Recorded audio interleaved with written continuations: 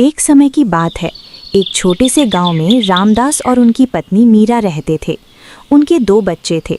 बड़ा बेटा शिवा जो 10 साल का था और छोटी बेटी लक्ष्मी जो 7 साल की थी। रामदास बहुत मेहनती किसान था, लेकिन गांव के पास एक घना जंगल था जहां लोग कम ही जाते थे। एक दिन रामदास और मीरा अपने बच्चों को लेकर जंगल के रास्ते से नदी किनारे जा रहे थे ताकि कुछ फल इकट्ठा कर सकें। जंगल गहरा और शांत था। हवा में सिर्फ पत्तियों की सरसराहट के अलावा कुछ सुनाई नहीं देता था। ए मीरा, रुक जरा, ये क्या आवाज है? हाँ रामदास, लगता तो किसी छोटे बच्चे के रोने की है, लेकिन यहाँ तो हम चारों के अलावा कोई नहीं है। रुको, मैं देखता हूँ।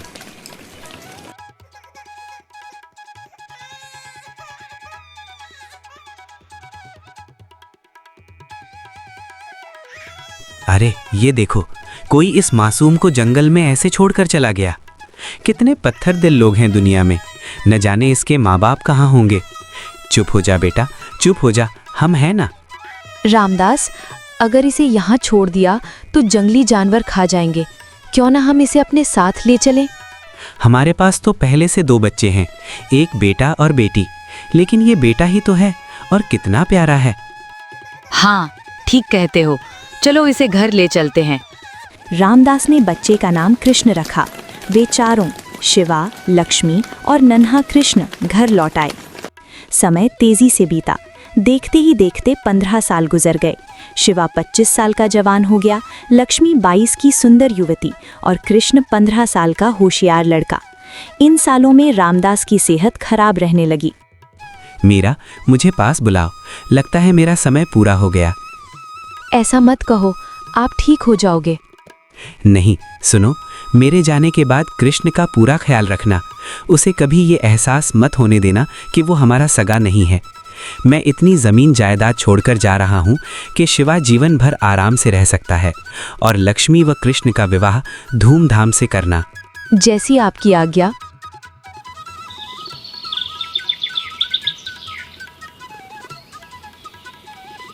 कुछ दिनों बाद रामदास चल बसे। रामदास की मौत के बाद मीरा कुछ समय तक उदास रही, लेकिन धीरे धीरे उसका स्वभाव बदलने लगा। वो कृष्ण के प्रति कठोर होने लगी। शिवा, लक्ष्मी, कितनी बार कहा है कि इस कृष्ण के पास मत बैठो। ये इस घर का नौकर है, तुम्हारा भाई नहीं। माँ जी, बचपन से आपने कहा था कि कृष्ण मेरा छोटा भाई है, अब ये क्या? तेरे पिता की वजह से मैं चुप थी। कृष्ण तुम्हारा सगा भाई नहीं, हमें इसे जंगल में मिला था। तेरे पिता ने घर लाया, लेकिन मैंने इसे कभी अपना बेटा नहीं माना।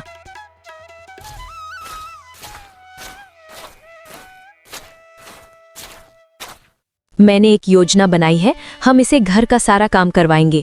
जब इसका विवाह का समय आएगा तो इसे जंगल में छोड़ देंगे। 1 पैसा भी इसके विवाह पर खर्च नहीं करूंगे। माँ, अगर पहले पता होता कि ये सगा नहीं तो मैं इसे भाई का दर्जा ही ना देता। बड़ी आई अपने को हमारा बेटा बताने वाली। हाँ माँ, बिल्कुल सही। इसके बाद मीरा, शिवा और लक्ष्मी का व्यवहार कृष्ण के प्रति और क्रूर होता गया। कृष्ण अब घर का नौकर बन गया। सुबह से रात तक काम, खाना बचा खुचा और मारपीट।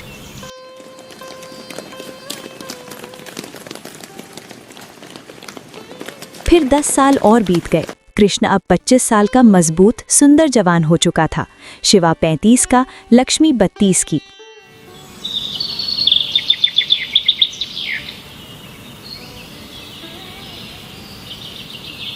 माँ, कृष्णा बड़ा हो गया है। गांव वाले कह रहे हैं कि इसका विवाह कर दो। याद है ना, आपने कहा था कि विवाह के समय इसे जंगल में छोड़ देंगे। हाँ बेटा, मैं अपनी बात पर कायम हूँ। तू इसे जंगल में लकड़ी काटने के बहाने ले जाना और गहराई में छोड़ आना। हमने इसे जंगल से लाया था, वहीं खत्म हो जाएगा।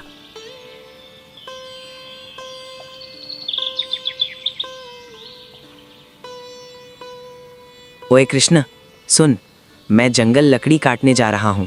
मुझे मदद चाहिए, तू भी चल। ठीक है भैया, चलता हूँ। भैया, ये रास्ता तो बहुत अंदर का है। अरे चुप, अच्छी लकड़ी यहीं मिलती है, पीछे आता जा।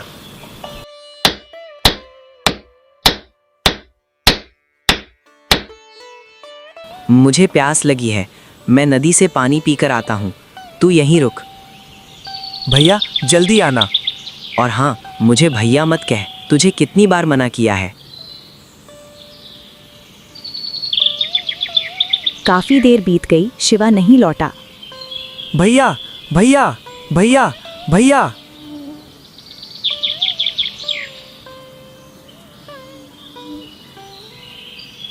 वे मुझे छोड़कर चले गए, घर का रास्ता याद नहीं। बहुत भटकने के बाद कृष्ण की नज़र 3 अजीब पेड़ों पर पड़ी। तीनों पेड़ आपस में जुड़े हुए थे। उनकी मोटी टहनियां जमीन तक लटक रही थीं, जैसे कोई गहरा राज छुपाए हों। चारों तरफ अजीब शांति थी। हरि ओम, हरि ओम, हरि ओम, हरि ओम, हरि ओम, हरि ओम, हरि ओम, हरि ओम। कौन हो बेटा तुम? महाराज, मैं कृष्ण हूँ। मेरे अपने मुझे जंगल में छोड़कर भाग गए। बचपन से मुझे नौकर बनाकर रखा, अब विवाह के बहाने। तुम भटके नहीं हो बेटा, नियति ने तुम्हें ठीक जगह पहुंचाया है। इसका मतलब? जिन्हें तुम माँ बाप और भाई बहन समझते हो, वे तुम्हारे सगे नहीं। हाँ, मुझे बाद में पता चला कि मुझे जंगल से लाया गया था। ये साधारण पेड़ नहीं, मायावी द्वार हैं। तीसरे पेड़ पर तुम्हारा असली घर है। अभी तुम्हें याद नहीं, लेकिन समय आने पर सब याद आएगा। पहले तुम्हें इन पेड़ों पर चढ़ना होगा। अगर अपनी सच्चाई जाननी है तो यही एक रास्ता है। तुम साधारण नहीं हो। ठीक है महाराज, मैं जानकर रहूंगा। कृष्ण पहले पेड़ पर चढ़ने लगा। कई बार फिसला, गिरा, लेकिन हार नहीं मानी। ऊपर पहुंचा तो एक लंबी टहनी पर अजीब चमक दिखी। वो उसकी ओर बढ़ा। जैसे ही पास पहुंचा, हवा में उड़ने लगा। अगला पल सब बदल गया। वो एक भयानक नगर में था, जहां लोग डरकर भाग रहे थे। क्या हो रहा है भाई साहब? अरे पागल, तुझे नहीं पता? इस नगर पर एक दानव का राज है। वो हर महीने एक व्यक्ति को खा जाता है। राजा को भी मार डाला। कोई इसका अंत कर सकता है? हाँ, भविष्यवाणी है, उसका अंत वही कर सकता है जो इस लोक का ना हो और जिसके मन में जरा भी क्रोध या लालच ना हो। दानव अगर उसे छू भी ले तो खुद जलकर राख हो जाएगा। ऐसा व्यक्ति पूरे ब्रह्मांड में कहां?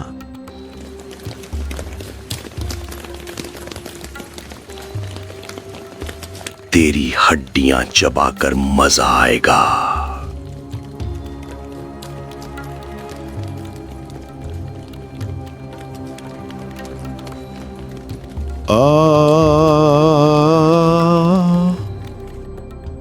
दानव जलकर राख हो गया।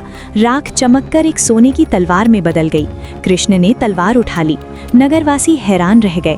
फिर कृष्ण को चक्कर आया। तुमने दानव का अंत कर दिया। अब इस तलवार को संभाल कर रखो। दूसरा पेड़ चढ़ो। कृष्ण दूसरे पेड़ पर चढ़ा। वही चमक थी। वो पार गया तो एक भव्य लेकिन उदास महल में पहुंचा। रोऊं नहीं तो क्या करूं?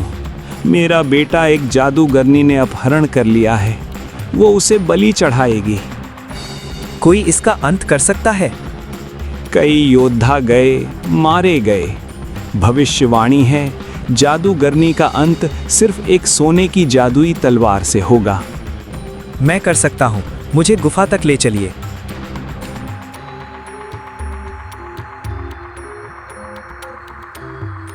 ये तलवार कैसे मिली तुम्हें?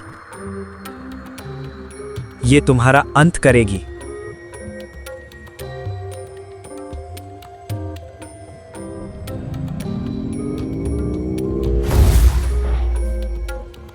कृष्ण ने चांदी की राख उठा ली। राजकुमार मुक्त हुआ। फिर धुंध छाई और कृष्ण दूसरे पेड़ पर वापस आ गया। अब तीसरा पेड़, मैं भी साथ चलूंगा। ये तुम्हारा नगर है। तुम राजकुमार विक्रम हो। एक महाजादूगर ने पूरे नगर को आईने में कैद कर दिया है। उसका अंत सिर्फ चांदी की राख से होगा। तुम अंदर जाओ। मेरा नाम जालंधर, तीनों लोक मेरे। लेकिन तू लौट आया। मेरे भाई दानव और बहन जादूगरनी मर गए। अब तुम्हारी बारी।